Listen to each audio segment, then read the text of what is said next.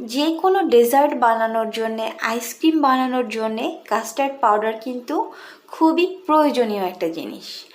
আর এই কাস্টার্ড পাউডারটা কিন্তু আপনারা চাইলে খুব সহজে কিন্তু বাসায় তৈরি করে নিতে পারেন, একদমই ঝামেলা ছাড়া।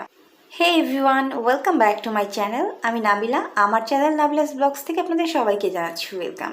আজকে আপনাদেরকে তৈরি করে দেখাবো কাস্টার্ড পাউডার, একদমই কম খরচে বাসায় এটা আপনারা তৈরি করতে পারবেন। আশা করছি আমার আজকের রেসিপিটাও আপনাদের সবার কাছে অনেক বেশি ভালো লাগবে। আর ভালো লেগে থাকলে আমার চ্যানেলটা সাবস্ক্রাইব করার অনুরোধ রইল। সো কথা না বাড়িয়ে শুরু করা যাক।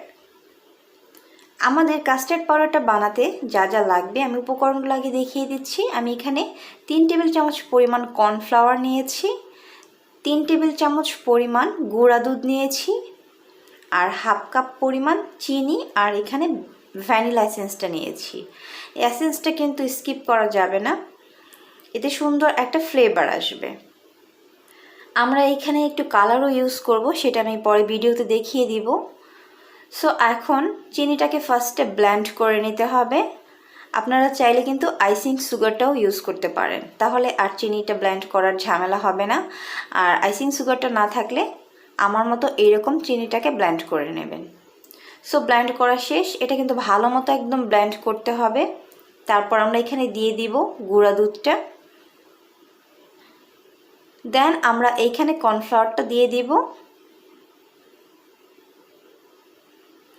তারপর আমরা এখানে এখন এসেন্সটা ইউজ করব। আমি 1/4 চা চামচের মতো এখানে এসেন্স দিয়ে দিব, আর দিব এখানে ফুড কালার। এইখানে জর্দার রং আমি 1/4 চা চামচের মতো দিয়ে দিলাম।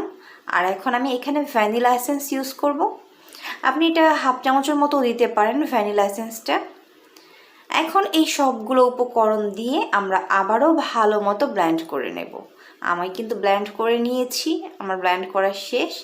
দেখতেই পাচ্ছেন এটা কিন্তু কতটা সুন্দর হয়েছে।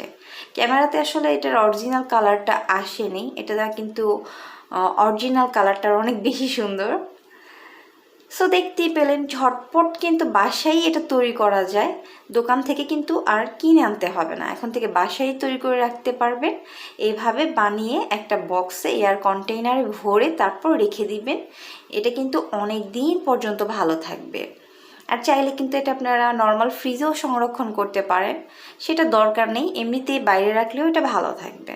রেসিপিটি ভালো লেগে থাকলে লাইক, কমেন্ট, শেয়ার আর সাবস্ক্রাইব করার অনুরোধ রইল। আজ এই পর্যন্তই। সবাই ভালো থাকবেন, সুস্থ থাকবেন। সবার জন্য রইল অনেক অনেক দোয়া আর ভালোবাসা। আল্লাহ হাফিজ।